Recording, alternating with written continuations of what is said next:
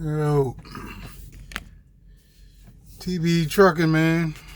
I'm stuck out here at this damn shipper. This it's Rich Foods, Value Foods / Rich Foods in Virginia. If you've ever been here, man, they freaking kidnap you. Even if you come here with like 6-7 hours on your clock, it don't matter, bro. They find a way to kidnap you and keep you here. And messed around, and I got to go to Georgia. I got to go back to Atlanta, so I got to pick up in Williamsburg this morning, this afternoon at 1, going back to Atlanta. And then I go from Atlanta back to, I think I'm going to PA with that, Anheuser-Busch. I got a Sweetwater coming back out of Atlanta. But,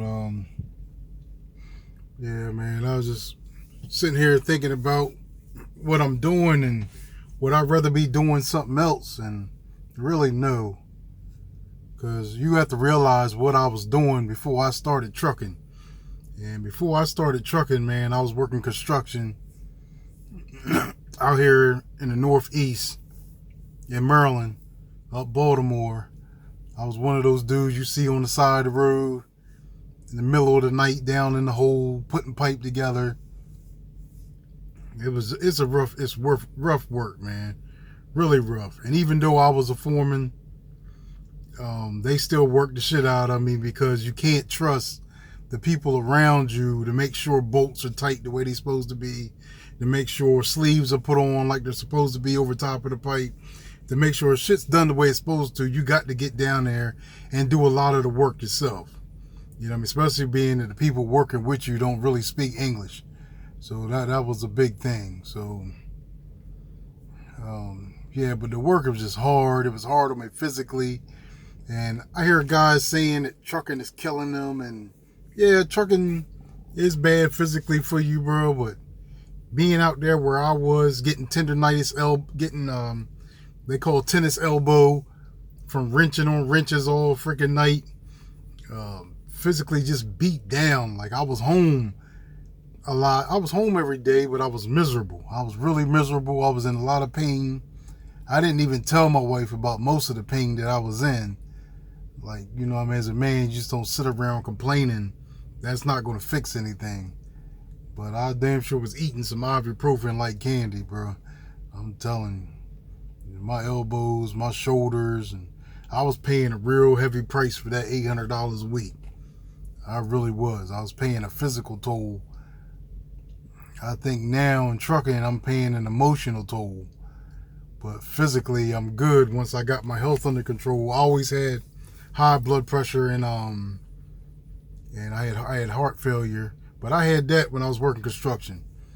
That just came from eating wrong and not eating right. And once I stopped lifting weights, I kept my appetite stayed the same, and I kept gaining weight. So you got to watch that when you stop lifting weights, man, and you get older. Like, yeah, you're going to look big and swole, but inside you're going to be all jacked up. Like, if you're going to work out, you got to keep working out. If you're not going to work out, brother, don't work out. Like, you can't do it, get all big, swole like I did, and then just stop. Because then your body will fall apart on you. And that's what happened to me.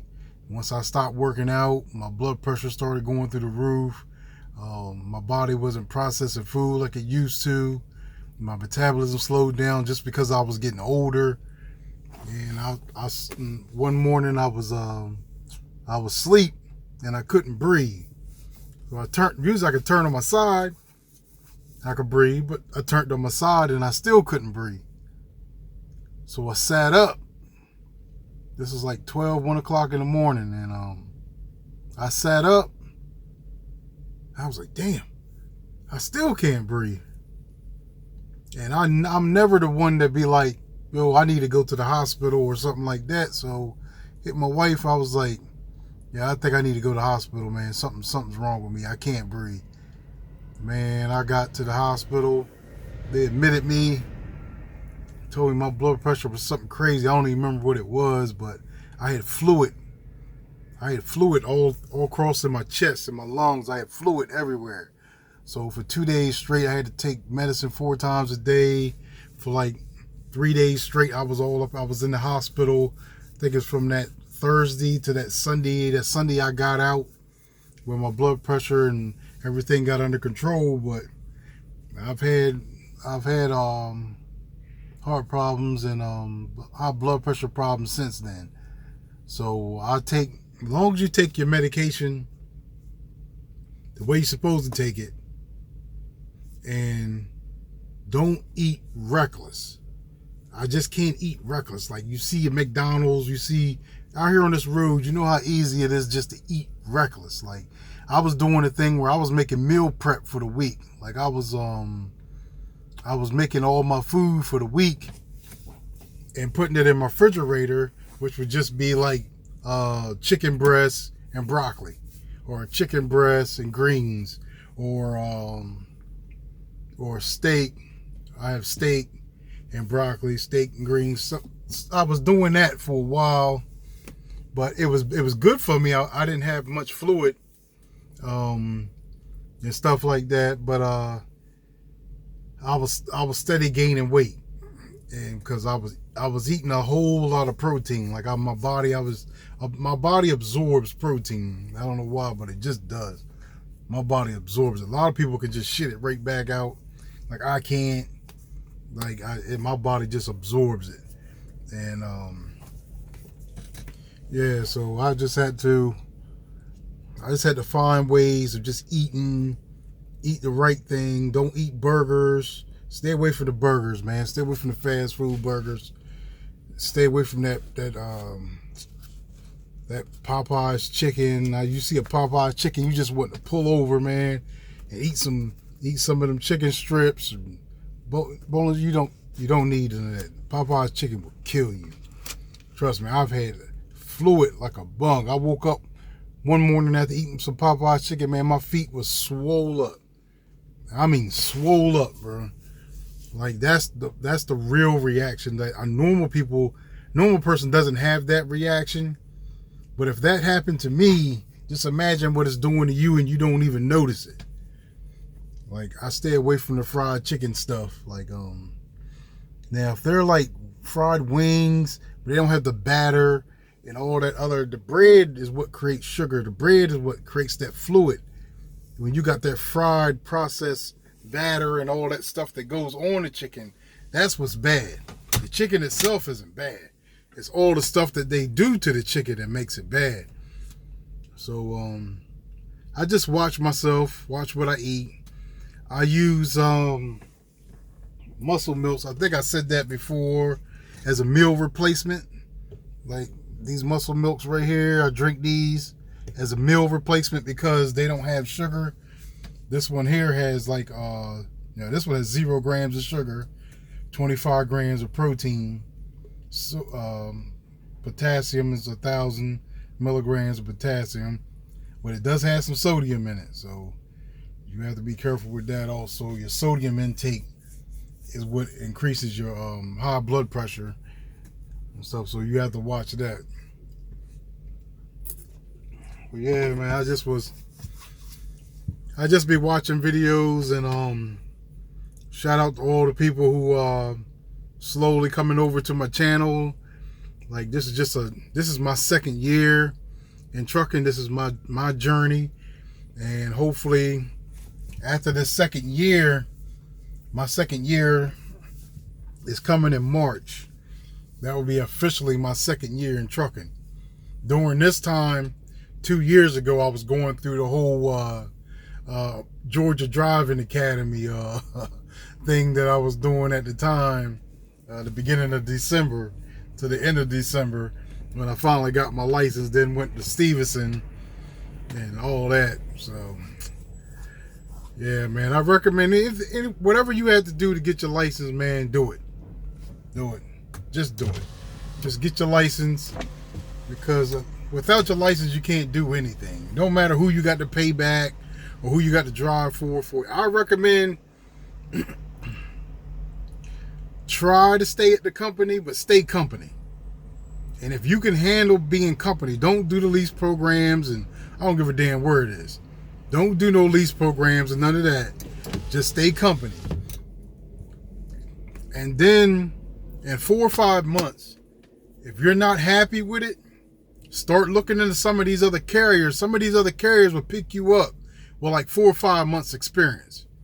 As long as your experience was OTR, they will pick you up. That's what Martin did to me. And Martin picked me up with like 6 months experience from Stevenson. They picked me up, and you'll start making the money that it'll be a big difference. Trust me, from 39, 40 cents, whatever the hell Stevenson paid. Like, I'm making 55 cents a mile. I'm making 60 when I drive over a certain amount of miles. Or you have hazmat, you get 60, 65 cents a mile. I don't have my hazmat yet, but I have to get my hazmat within the next couple of months. So that's what I'm trying to knock out right now, knocking off this hazmat, because that's kind of holding me back right now. Like, my checks could be way better than what they are.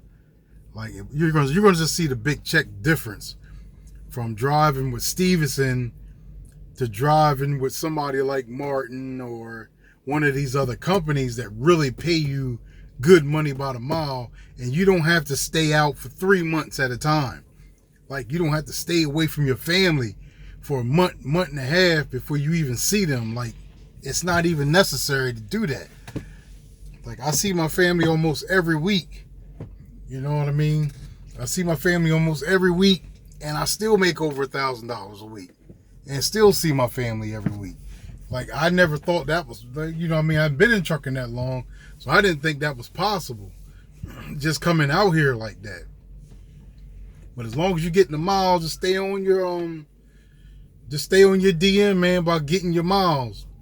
Because miles what pays out here. If you don't own nothing, you're not getting paid a percentage of the load. Like, miles matter, man. You got to get your miles out here. So I stay on her, you know what I mean? Keep me moving. Like, no, that ain't far enough. No, I like, come on, man. You can get me further than that. You know what I mean? She's like, oh, I'm trying to get you back. They always try to run that shit. They trying to get you back home. Don't fall for that. Don't fall for it, bro. Like, give me my miles. Then you can run me back home. Because miles pay the bills, bro. So my wife misses me, but she also understands that I'm never going back to construction. Construction was killing me, man. Like, it was physically killing me. And I don't want to make this about no other dumb shit. Just that they were never going to let me be a foreman that told people what to do. I was always going to be a working foreman. And I'll be damned. I can be a 60-year-old truck driver. Trust me, bro, you do not want to be a 60-year-old pipe fitter at all. You do not want that in your life. That shit is heavy. It's unforgiving. It's nonstop tightening and loosening bolts. Everything's your fault when something happens. If a leak pops up, you done put somebody on something, told them to tighten something up. While you working down the other end, they bury it in dirt 6 feet down in the ground. And next thing you know, you go test it and it leaks. Oh, it all falls on you.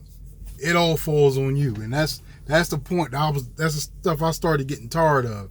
Like, I started getting tired of stuff getting blamed on me for what other people were doing wrong. Like, I can't do everything. Like, it was different when I was in my early 30s. Like, I run all over the place, get out my way, pushing people out. You know what I mean? I wanted to do all the work. I wanted all the smoke out on the job. Come home, I'm tired. Wife see I'm laid out. Like, get ready home, fall back on the chair. I'm going straight to sleep. You know what I mean? Wake up, ready to go at it again. But I don't have that gear anymore. I've gotten older. When I turned 40, everything slowed down. Like, everything slowed down. That gear, like I used to have after lunch to finish out the day. Like, I go hard in the morning. You know, you work your way into it. Boom, lunch hit. Get refueled. Get some food in you. Catch a little cat nap. I used to jump back up, man, right after lunch and start getting it toward the end of the day. Then I just noticed that, man, I wake up after lunch. Man, I was slow walking into the building. Slow walking back out into the field where we were working. Like, no energy, just looking at my fucking watch like, every 15 minutes I'm looking at my watch like I'm ready to get off of work. But there's nothing wrong with driving trucks, man. I came from a family of truck drivers. My wife's family are big into dump trucks. And I had some offers on that also. That I think in the future, I'll be tied into truck driving somehow. It may not be driving tractor trailers my whole life, but I'll be tied in the truck somehow with all the people around me who own dump truck businesses, done blacktop dump truck work, own dump trucks, own tractor trailers. My stepbrothers, they own what they call them, the daggone the F-350s with the car haulers. Yeah, them shot things they call them, but yeah, he's a car hauler. He does that off of a truck. He was like, man, you got your CDLs. You can carry way more weight with your CDLs than I can. So I'm looking into all that. I'm looking into car hauling. I'm looking, like I said, it's only my second year out here. I ain't got nothing better to do but sit around and drive. But you know what I mean? I miss my family, but love don't pay the bills, bro. Love don't pay the bills at all. So that's something you need to think about when you out here. If you young, don't have kids, man, you're in the best situation. The best situation, man. Like, hopefully my son, he's in the Navy. I think he's gonna retire Navy, but he plans on getting in the trucks himself. He's actually studying diesel mechanics while he's in there. They got him working on Caterpillar. He can take a Caterpillar engine and take it apart, put it back together. He ain't working on my engine until he get about 5-10 years experience. He's not touching my engine.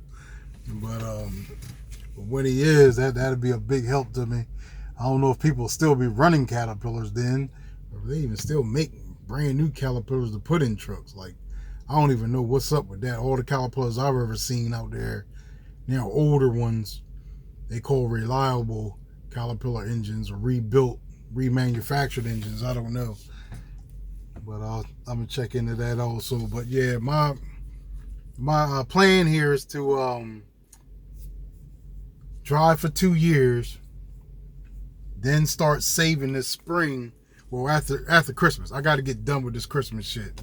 But after Christmas, to start saving up for my truck. And I was going to go to USA Truck to pull for them because you don't need hazmat to pull for them because they got all these Walmart and all these other carriers that they pull for. But I really think Landstar would probably be the best bet. But I'm going to see. I'm going to probably check out USA Truck first because it just seemed so much simpler, so much easier the way it works. I know the rates probably ain't the best. I heard it was like $145, $150 a mile. It all calculated out to be. I don't know. We'll see. But what I'm not going to do is get myself deep into a lease purchase. I'm not going to get myself deep into that. I'm going to be very careful. That's why I'm taking my time. Like, I could have had a truck. If I wanted a lease truck to become an owner-operator, I could have done that. Did that. But I'm not trying to do that. I'm not trying to set myself up on that. So after my experience with Stevenson, that kind of scared me off from anything with the word lease beside it. So I'm looking into some companies now. More important, I'm just looking into saving my money. So that'll be the content that I'll be bringing mostly next year. It'll be my process of me saving up to get my truck.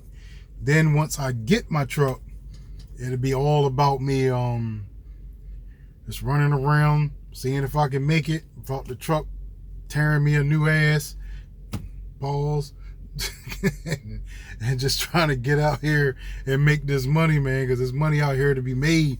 You got to get out here and make it. Don't listen to negativity. Don't listen to these other truckers talk dumb about how they ain't no money out here, not this, something's out here. You still driving. So why are you still driving if it ain't no money out here? Come on, man. Like, y'all need to stop that on YouTube, man. Y'all need to cut that out.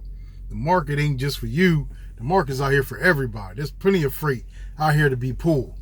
No, we all can't get $3 a mile. That would be lovely to get $3 a mile from East Coast to West Coast every load. But it don't go down like that. I know it don't go down like that. And I know I got to have reserve in my bank account. But let's stop with all the negativity out here, man. Like I'm not with all that.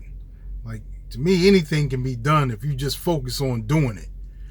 And you set yourself up for success. Don't set yourself up for failure. Don't go out here and cop a brand new truck and you new to trucking, get here cop a brand new truck payments. You out here taking $1 a mile just to be able to pay a truck payment. I understand that part.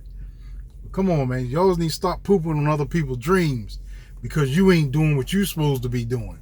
Well, do what you supposed to be doing. Don't worry about what other people are doing.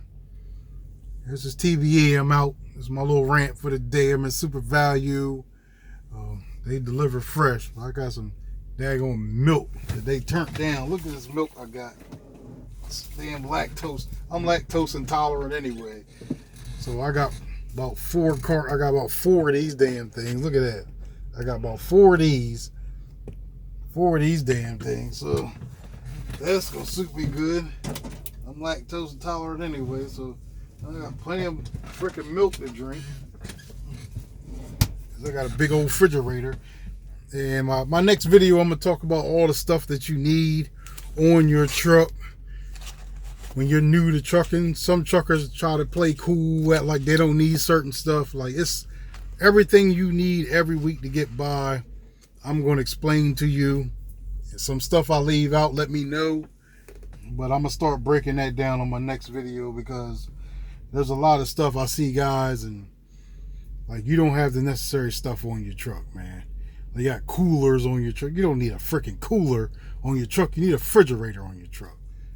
So I will show you how I put my refrigerator on my truck, where I put it at, and it works. It works. I got a big ass fridge on a Freightliner sitting right in front of a cabinet. I just lost a cabinet. Like, I just use that cabinet for dirty clothes and other shit anyway, so I don't really need that cabinet. And I got plenty of leg space to still sit on my bed, put my TV up over by where the window is. I'm good. I got my 32-inch over there by the window on the passenger side. The microwave doesn't fit, so I got to spin that out every time I use it. But I still have a microwave. You need a microwave. You need a refrigerator. You need a Foreman grill. You need a George Foreman's grill. Stop spending all this money buying all this food at these truck stops. If you got a big ass refrigerator like I got, then you go get yourself a Foreman grill, fry up your chicken breasts and make it fresh. It's better for you. It's better for you health wise. But yeah, that's what I have on my truck. I had a coffee maker. I don't really be having time to be making coffee like that, so I stick to instant coffee. So I took the coffee maker off the truck. I left that at home. The other grill I had, I broke. I actually have a small grill now. Like, I'm not happy with this grill. I gotta get a bigger grill, bigger George Foreman grill, but that'll be after the holidays. But right now I'm good with what I got. But yeah, I'll start breaking that down on the next video. Y'all take it easy, man. Stay positive. Stay away from negativity. Stay away from negative channels.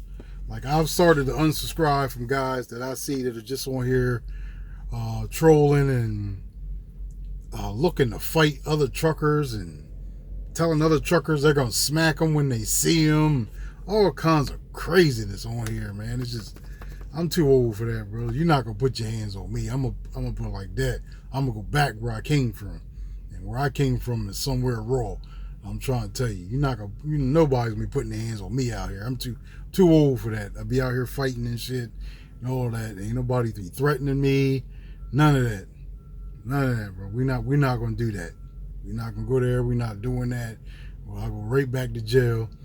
Yeah, my ass is gonna have to stay there because my pride is not gonna let nobody get away with that. Like, that is not happening. So y'all stay positive. Stay away from negativity. This is TBE. So about the long ass rant, but that's what happens when you're bored and you're just sitting out here waiting to go pick up a load from Anheuser-Busch is where I'm going. And they are full of it, I heard. And they're not the easiest people to deal with, but I'm going over here and deal with them. I hope they're not as bad as the ones in Jacksonville, Florida. God darn them ghetto ass bitches. They the worst. You go to one in Budweiser in Jacksonville, Florida. Oh my God, man. Them girls out there, well, I don't even know how they got jobs. Like, they are just upset that they got to go to work every day. But that's my rant for the day, man. I'm out. Stay away from negativity. Always stay positive. TBE Trucking. I'm out.